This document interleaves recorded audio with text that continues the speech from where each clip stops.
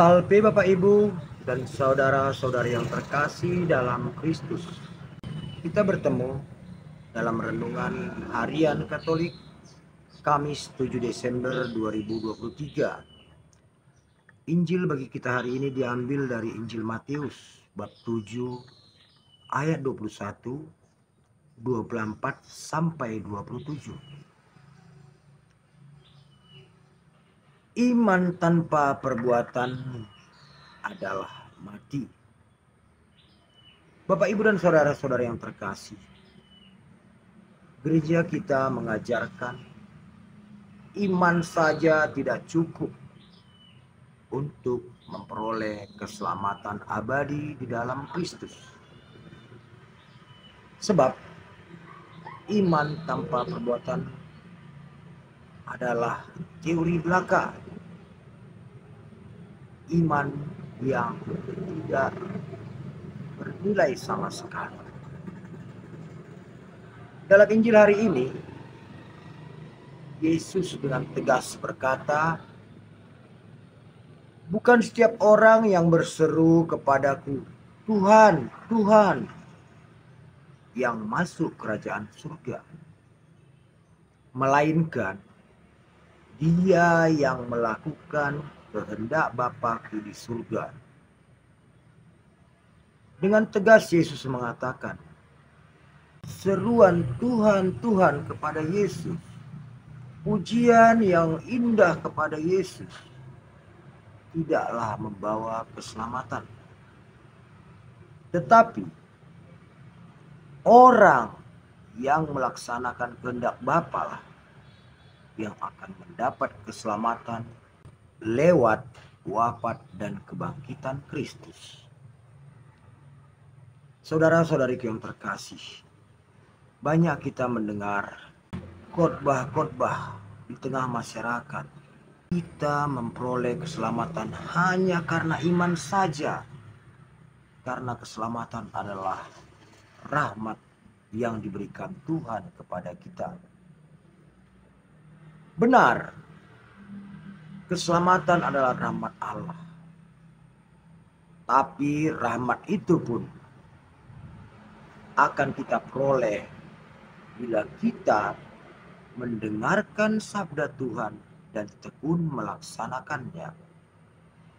Artinya, mendengarkan, mengimani itu baik dan penting. Sebab dengan mendengarkan dan mengimani firman Allah, kita mengetahui arah mana yang akan kita tuju. Firman Allah menjadi garis yang harus kita ikuti, yang perlu kita ikuti. Sebab dalam kehidupan kita sehari-hari, kita kerap mengalami banyak sekali permasalahan. Di tengah gejolak permasalahan ini, kita bisa menghadapi suatu goncangan sehingga kita kehilangan arah. Namun bila kita terus dan rajin mendengarkan firman Allah, kita akan menjadi tetap sadar, tahu di manakah arah yang harus kita tuju. Namun dengan tegas Yesus mengatakan, dengan mendengar firman-Ku tanpa melaksanakannya, Yesus mengibaratkan orang bodoh yang membangun rumahnya di atas pasir, yang tidak mempunyai kekuatan. Iman tanpa perbuatan tidak mempunyai kekuatan. Sehingga saat datang banjir melanda, rumah itu pun roboh dan rusaknya pun sangat berat.